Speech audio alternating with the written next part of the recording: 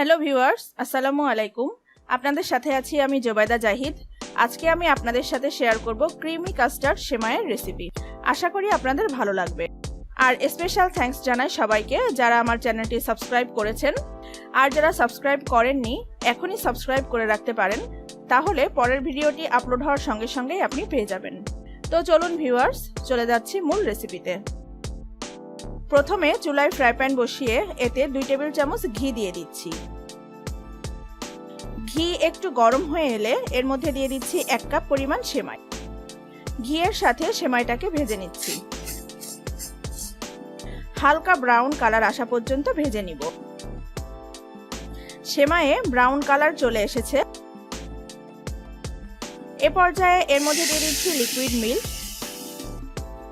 Liquid milk নিয়েছি 2 cup পরিমাণ। এবার কিছুক্ষণ সেমাইটাকে এভাবে রান্না করে সিদ্ধ করে নিতে হবে।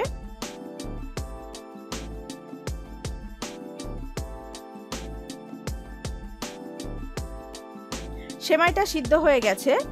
সেমাইটা সিদ্ধ হতে 5 মিনিটের মতো সময় লেগেছে। এখন এ পর্যায়ে দিয়ে দিচ্ছি 1/2 কাপ পরিমাণ চিনি।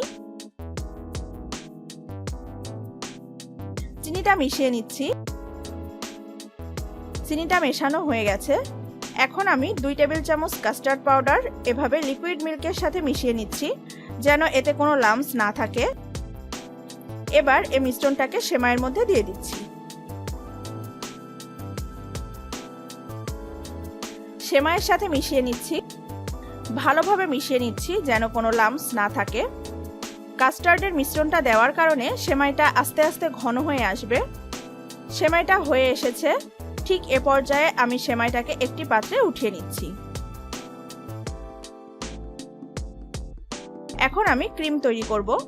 এজন্য চুলায় ফ্রাই প্যান বসিয়ে এর মধ্যে দিয়ে দিচ্ছি 2 কাপ পরিমাণ লিকুইড মিল্ক।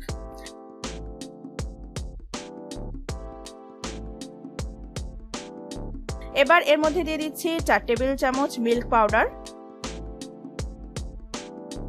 ভালোভাবে মিশিয়ে নিচ্ছি। এখন এর মধ্যে দিয়ে দিচ্ছি 1/2 কাপ পরিমাণ কনডেন্সড মিল্ক।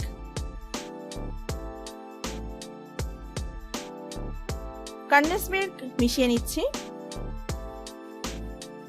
এবার এর মধ্যে দিয়ে দিচ্ছি 2 টেবিল চামচ পরিমাণ কর্নফ্লাওয়ার। ভালোভাবে মিশিয়ে নিচ্ছি যেন কোনো লাম্পস না থাকে। ক্রিমটা ঘন হয়ে এসেছে। ক্রিমটা পারফেক্টভাবে তৈরি হয়ে গেছে। এখন সেমাইয়ের লেয়ারের উপর ক্রিমটাকে উঠিয়ে নিচ্ছি। ক্রিমটা ওঠানোর সময় খেয়াল রাখতে হবে যেন সেমাইয়ের লেয়ারটা ঠান্ডা থাকে। তো ভিউয়ার্স, তৈরি হয়ে গেল টেস্টি ক্রিমি কাস্টার্ড সেমাই।